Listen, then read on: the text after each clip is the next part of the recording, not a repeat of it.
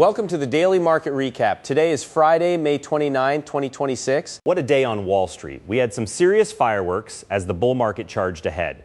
The SPY climbed 0.2% to close at $7,580.06, locking in its seventh straight green day and a spectacular ninth consecutive winning week, the longest streak since 2023.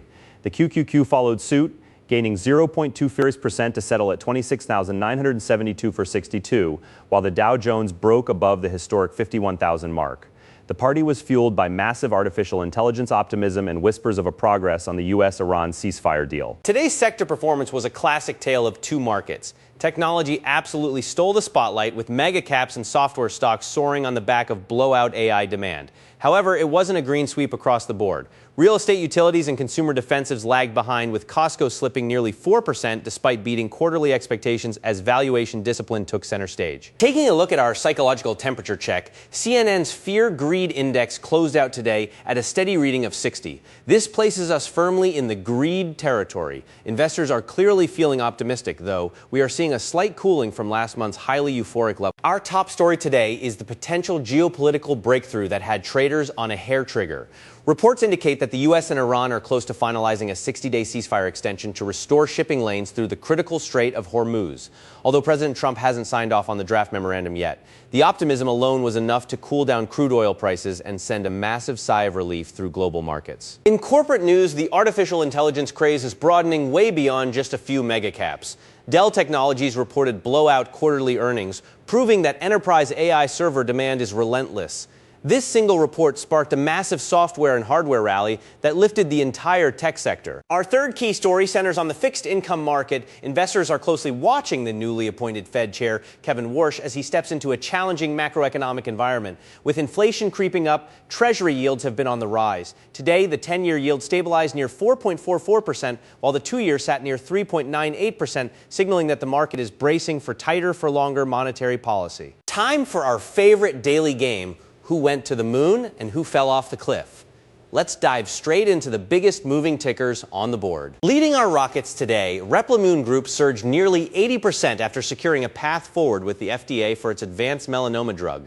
Dell Technologies skyrocketed over 32% on its blowout earnings and upgraded guidance, while NetApp rode those same AI coattails to a massive 32% gain. ServiceNow rounded out our leaders, jumping a beautiful 14% on renewed enterprise software enthusiasm. On the flip side, edge AI chipmaker Ambarella fell over 21% after a cautious second-half supply chain outlook and an analyst downgrade. American Eagle Outfitters tumbled nearly 17% due to a miss on comparable store sales, while the Gap slid over 15% on weaker Old Navy sales. Lastly, AST SpaceMobile dropped over 13% as space stocks retreated following a Blue Origin rocket test failure. Let's talk charts for SPY. Bulls are completely in control of this one-sided uptrend. For support, keep a close eye on $738, which represents the mid-May lows, and the deeper structural cushion near $730.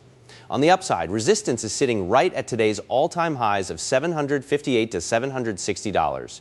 Watch for minor consolidation here before any potential breakout. Over in QQQ land, tech momentum is keeping things floating, but a few cracks are showing in the broader market breadth. Immediate support sits between $725 and $730, with a much more robust support floor down at $715. If we continue the rally next week, look out for key resistance around $740 to $745. For small caps, the IWM slipped 0.6% today to close at 292.03. It's struggling as rising yields make debt-heavy small caps a risky play. Immediate support lies in the $288 to $290 pocket, with deeper support down at $285.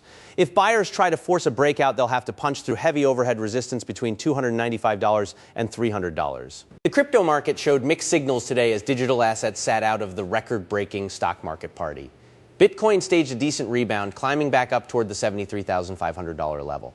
Meanwhile, Ethereum continued its relative underperformance, battling immense sell pressure and struggling to hold on to the psychologically crucial $2,000 level, trading just under it at $1,995. The big story in crypto is a double whammy of derivatives news. First, the CFTC paved the way for onshore regulated perpetual futures, with CME Group launching 24/7 crypto futures trading today, May 29th. Second, we had a massive $7.5 billion options expiry on Deribit. Traders unrolled their positions as Bitcoin settled below its max pain level of $75,000, and Ethereum failed to reclaim its own max pain level of $2,020. As we close out a historic month of May, the overall market sentiment remains highly bullish but increasingly selective. Investors are starting to differentiate between real AI earners and speculative fluff. So expect some healthy profit-taking and sector rotation in the sessions ahead. Heading into Monday, June 1, make sure to keep your eyes locked on the U.S. ISM manufacturing PMI release. This data will be a crucial health check on the manufacturing sector and will give us a fresh clue on whether inflation is truly cooling or if our newly minted Fed chair will need to keep turning up the heat.